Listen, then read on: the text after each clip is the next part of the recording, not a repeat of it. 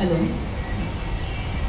आत्ता जो पुरस्कार आम्हाला दिला संध्या आणि मी, आम्ही दोघींच्या वतीने मी बोलते की हा जो पुरस्कार आहे तो म्हणजे खरं तर महादेवाचा प्रसाद म्हणूनच मी त्या दिवशीच म्हटलं होतं. आणि याचे खरे मानकरी आम्ही दोघींच्या पेक्षा सगळेजण, खूप तुम्ही सगळेजण पण आहात त्याच्यामध्ये. आणि ज्यांचं मला आम्हाला ह्यामध्ये सहकार्य लाभतं, त्यांचं मार्गदर्शन लाभतं, ते सगळेच याचे मानकरी आहेत असं मला वाटतं. कारण त्यांच्यामुळेच आम्ही आज इथपर्यंत येऊन पोहोचलेलो आहोत. आणि मला हे पण सांगावं असं वाटतं की मला माता पिता समान असलेले कदम काका काकू आणि मला ज्यांचं मार्गदर्शन नेहमी लाभतं अशा अग्निहोत्री काकू आणि अमोल, ज्याचं सहकार्य मार्गदर्शन आम्हाला नेहमीच मिळत असतं. आणि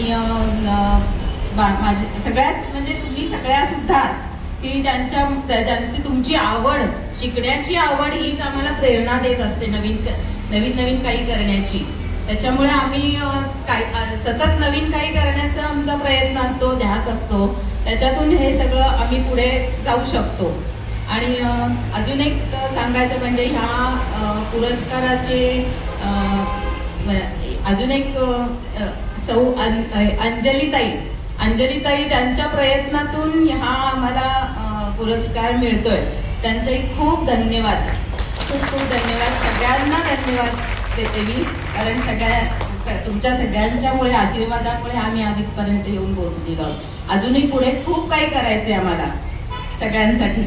खूप इच्छा आहे, नवीन काही करण्याची खूप इच्छा आहे, ध्यास आहे. संध्याताई माझ्यासारखीच आहे, तिलाही खूप आवड आहे गाण्याची. कधी काही सांगितलं तरी लगेच तयार असते ती, गाणं बसवायचंय लगेच येणार, काही नाही म्हणत नाही कधी. खूप ध्यास घेतलेला आहे गाण्याचा, त्याच्यामुळे आपल्याला अजून खूप काही करायचंय. तर पुन्हा एकदा धन्यवाद देते सगळ्यांना.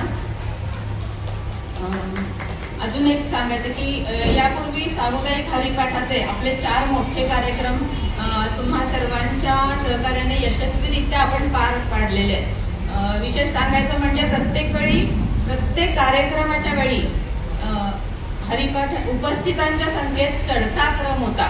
पहिल्या कार्यक्रमाच्या वेळी 85, दुसऱ्या कार्यक्रमाला 110, तिसऱ्या 125 आणि चौथ्या कार्यक्रमाला तब्बल 140 संख्या होती उपस्थितांची. हा असा चढता आलेख आहे आपल्या या कार्यक्रमाचा.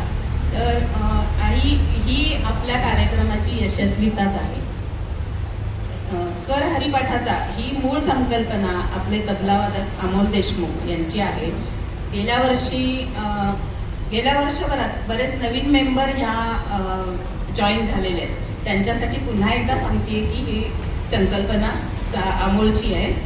आणि केवळ आनंदाची अनुभूती हेच या संकल्पनेचं उद्दिष्ट आहे. सर्वांच्या माहितीसाठी पुन्हा एकदा सांगावेसे वाटते की आपला कार्यक्रम संपूर्णपणे सेवाभावी आहे. ऐच्छिक देणगी तसेच घरचा एखादा समारंभ असल्याप्रमाणे सर्वच जण अगदी मनापासून सर्व कामांची जबाबदारी उचलण्याचे सहकार्य करतात आणि त्यामुळेच आपला हा कार्यक्रम यशस्वीरित्या पूर्ण होऊ शकतो.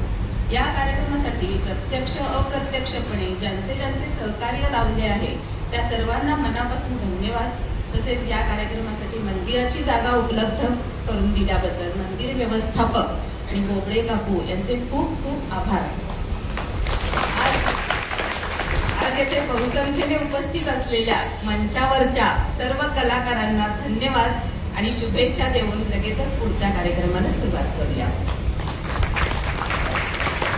लक्षात ठेवा, आपण सगळे मंचावरचे कलाकार आहोत, त्यामुळे आपली जबाबदारी आहे की हा कार्यक्रम छान सुंदर पार पाडायचा, शांतपणे, व्यवस्थित. धन्यवाद. धन्यवाद राधिकाताई. जसं तुम्ही आमच्यावर प्रेम करतात त्याच्यापेक्षा जास्त प्रेम आम्ही तुमच्यावर करतो आणि हा कार्यक्रम सक्सेसफुल करण्यासाठी सगळेजण आम्ही जीवतोड मेहनत करतो. कारण तुम्ही खूप काही आम्हाला न मोजण्या इतकं सगळं काही दिलेलं आहे, हो की नाही? आमच्या कुटुंबाकडनंच मोठा कार्यक्रम आहे, त्यामुळे मला जाण्याचं हे आहे. पण मला इथे येण्याची पण खूप इच्छा होती, त्यामुळे म्हणलं हा कार्यक्रम संपला की मी हरिपाठ झाला की तिकडे येते. तर फक्त मी 2 मिनिटात माझं फक्त मनोगत व्यक्त करते. तर आपण आता समूहाने जे आपण हरिपाठ म्हटलं किंवा भजनं म्हटलं किंवा आता नामस्मरण घेतलं, तर मी एकदा विचारलं की समूहाने का म्हणायचं, एकट्याने म्हटलं तर का होत नाही. तर समूहामध्ये जेव्हा आपण म्हणतो तेव्हा जो ध्वनी असतो तो ध्वनी त्या मोठ्या फोर्सने त्या वरपर्यंत पोहोचतो, म्हणून समूहाने म्हणायचं असतं. समूहाचा मी कारण मला पण कळलं की समूहाने की समूहाचा फायदा हा आहे की समूहाने म्हटल्यानंतर परमेश्वरापर्यंत जाऊन खरोखर ते नामस्मरण तिथपर्यंत पोहोचतं. आणि खरोखरच त्याचा हरिपाठ हा वेगळाच होता आणि अक्षरशः मनाला भावला तो आज. आणि मला फक्त एक सांगायचं होतं की नवरात्रामध्ये ठिकठिकाणी भजनं असतात आणि मॅडम अमोलदादा आणि कदमदादा हे तिघही बरोबर असतात आणि एक भजन झालं की दुसरीकडे भजन, दुसरीकडे झालं की तिसरीकडे भजन, असं सतत त्यांचं दिवसभर भजन असतं. परंतु म्हणजे त्या भजनामध्ये एवढी मोठी ताकद आहे की त्यांच्या चेहऱ्यावर कधी मला असा कंटाळलेला किंवा दमलेला भाव दिसला नाही. खरोखरी म्हणजे ही एवढी मोठी ताकद, मला हेच महत्वाचं सांगायचं का.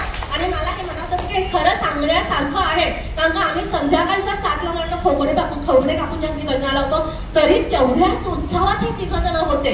म्हणजे किती वेळापासून भजन म्हणतात, त्या भजनामध्ये केवढी ताकद आहे. या भजनामध्ये आपल्या मनाची खरोखरी जे असतात मरगळ दूर होते आणि मनाला प्रसन्नता मिळते. खरोखरीच भजनामध्ये खूप ताकद आहे. आणि आठवड्यातला एकदाचा आमचा भजनाचा क्लास असतो ना, त्यामुळे खूप काही आठवड्याभराची एनर्जी आम्ही खरंच घेऊन जातो. दिलं आम्हाला ज्ञानाचं भंडार, दिलं आम्हाला ज्ञानाचं भंडार, केलं आम्हाला भजनासाठी तयार, केलं आम्हाला भजनासाठी तयार. आम्ही आभारी आहोत गुरूंचे, आम्ही आभारी आहोत गुरूंचे, ज्यांनी आम्हाला घडवलं आज, ज्यांनी आम्हाला घडवलं आज. म्हणूनच आम्ही हरिपाठ केला आज, म्हणूनच आम्ही हरिपाठ केला आज. कारण का मॅडमने आज सगळ्या आपल्या ग्रुपकडनं हरिपाठ म्हणून केला. खरंच त्यांचे त्यामागचे कष्ट आहेत, त्यामुळे आपण आज सगळ्या समोर एकत्र म्हणू शकलो. आणि मला त्याचा एक आनंद का वाटला की 2 गटांनीच टाळ वाजवले, त्यामुळे आम्ही म्हणण्याचा आनंद खूप छान घेतला.